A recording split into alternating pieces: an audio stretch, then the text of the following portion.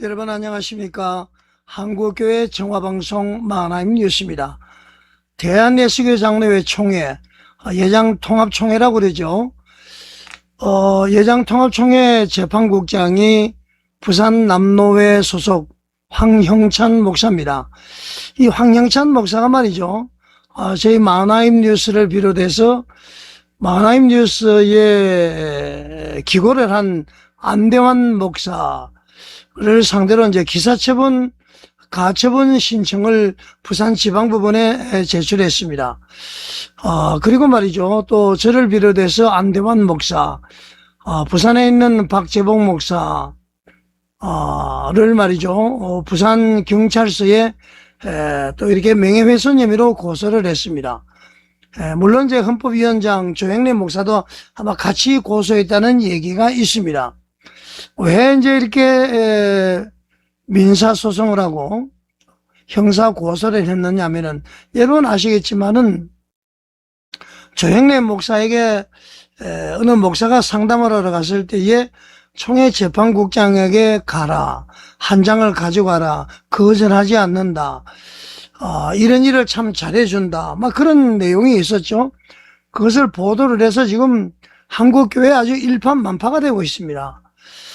자, 일파만파가 되고 있음에도 불구하고 이 통합총회 이번에는 그냥 잠잠하게 있습니다. 좀 문제죠. 그저께 제가 이제 듣기로는 노회장 협의회가 개최가 됐는데, 그 속에서 말이죠, 이 조행래 헌법위원장이 지금 공천위원장까지 겸직하고 있는 것 아닙니까? 그래서 이번에 대해서 이제 여러 가지 문제를 제기하니까 어느 노회장이 이런 얘기를 했다고 그럽니다. 죄 없는 자가 돌을 던지자. 그러니까 그냥 넘어가자, 이런 얘기죠. 완전히 양심이 마비가 됐습니다.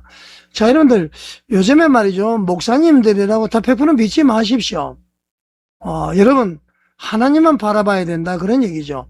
자, 이 황영찬 재판국장 사회 고소도 하고 말이죠, 또 민사소송까지 제기했습니다. 조영래 목사도 마찬가지고요. 근데 우리 예장통합총회 헌법에 말이죠, 헌법시행규정 제74조를 보게 되면은 교단에서 최종 확정 재판을 거치지 않고 국가기관에 고소, 소제기, 가처분 신청 이거 못하도록 되어 있습니다. 국가기관이라는 것은 이제 경찰, 검찰, 법원을 이야기하죠. 물론 이제 행정행위에 대해서 이제 제한 규정을 두는데, 황영찬 재판국장의 행위가 과연 행정행위 범위에 들어갈지 안 들어갈지, 뭐 헌법위원회 해석을 이제 물론 봐야 될 것입니다만은, 본인이 총회 재판국장으로서 충분히 교회 내에서 이렇게 다룰 수 있는 사안을 사회로 가져가는 것은 총회 재판국장으로서는 바람직한 행위는 아니다. 일단 이제 그렇게 말씀을 드릴 수가 있습니다. 자, 그래서 말이죠, 오늘은 이 황영찬 총회 재판국장의 최근 대응을 보면서 말이죠, 많은 총대들과 성도들이 의문을 가지고 있습니다. 거기에 대해서 한번 생각을 해보려고 합니다. 먼저 분명히 말씀드릴 것은요, 이번 방송은 그 황영찬 목사의 범죄를 단정하려는 방송은 아니라는 것을 우선 말씀을 드립니다. 또 금품수수가 있었다, 그렇게 이제 확정하려는 방송도 아니라고 먼저 말씀을 드립니다. 이번 방송의 핵심은 여러분, 공적 직책을 맡은 지도자가 과연 어떤 태도를 보여야 되는가, 여기에 대해서 한번 살펴보려고 합니다. 이번 논란은 여러분 아시겠지만 조영래 헌법위원장의 통화 녹취에서 시작이 됐습니다. 그 녹취에서 여러분 다 들어보셨죠? 조영래 목사는 말이죠, 재판 당사자에게 이렇게 이야기했습니다. 황영찬 재판국장을 만나라. 부탁하면은 황 국장은 다 해준다. 한 장 정도 갖다 드리면서 인사하라. 여러분 깜짝 놀랄 그런 권면 아닙니까? 헌법위원장이. 자, 여러분, 이 발언은 말이죠, 지금도 공개된 녹취를 통해서 확인할 수 있습니다. 저희 마하나임 뉴스에 들어오면 다 알 수가 있습니다. 자, 바로 이 발언 때문에 전국 교회와 총대들, 그리고 한국교회가 다 충격을 받았죠. 왜냐하면은 여러분, 재판국장은 어떻습니까? 교단 재판의 공정성을 상징하는 자리이기 때문에 그렇습니다. 그런 자리에 있는 사람에게 찾아가서 한 장을 갖다 주라. 말이 안 되는 얘기죠. 자, 그 후에 황영찬 목사는 말이죠. 부산 남노회를 통해서 전국 총대들에게 반론문을 발표했습니다. 회람을 돌렸습니다. 그리고 예장통합총회 내에 부산 남노회 회원들에게도 이 반론문을 보냈죠. 그리고 두 번째로 한 것이 만화인 뉴스인 저하고 말이죠.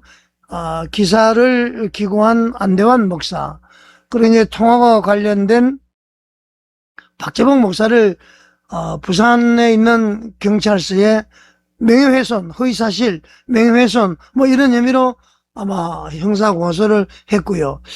허위사실은 아닌지 자주간 명예훼손으로 고소를 했습니다. 그리고 이제 만화인 뉴스 기사에 대해서는 기사 삭제 가처분을 신청했습니다. 5천만 원, 그리고 한번 보도할 때마다 1,000만 원. 자, 물론 여러분, 법이 보장하는 권리죠. 대한민국 국민에게 보장하는 법적인 권리입니다.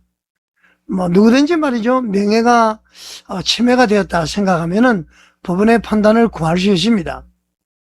저는 이제 그 권리 자체를 문제 삼지 않습니다. 물론 우리 예장통합총회 헌법시행규정 74조 총회 확정 판결이기 전에 국가 제소하면 안 된다는 규정, 물론 이제 해석의 차이는 좀 있을 수가 있습니다만은 거기에 대해서는 재판국장으로서는 모범적인 것이 아니다라고 이제 말씀을 드리고요. 자, 한 가지 질문이 남습니다. 황영찬 목사는 말이죠. 이 만화인 뉴스 언론에는 아주 강력하게 대응을 했습니다. 그런데 조영래 헌법위원장이 자신의 이름을 거론하면서 말이죠. 부탁하면 다 해준다. 한 장 정도 갖다 드려라. 여기에 대해서는 어떤 조치를 취했습니까? 발단이 그게 아닙니까? 자, 이 황영찬 목사의 부산 남노회 반박문, 회람문, 이 공개된 자료에는 전혀 크게 내용이 없습니다. 여러분, 만약에 조영래 헌법위원장이 그렇게 말한 것이 사실과 다르다면은 가장 먼저 황영찬 재판국장은 무슨 일을 해야 될까요? 조영래 헌법위원장에게 당신 왜 내 이름을 그렇게 사용을 했습니까? 이렇게 묻고 항의하는 것이 자연스러운 것이 아닌가요? 조금 전에 이야기했듯이 부산 남노회, 황영찬 목사가 소속되어 있는 부산 남노회가 말이죠. 전국 총대들에게 입장문을 보냈습니다. 그 입장문을 보면은 법과 절차를 존중해야 된다. 확인되지 않은 주장으로 재판기관을 압박해서는 안 된다. 언론도 균형성과 사실 확인을 지켜야 한다.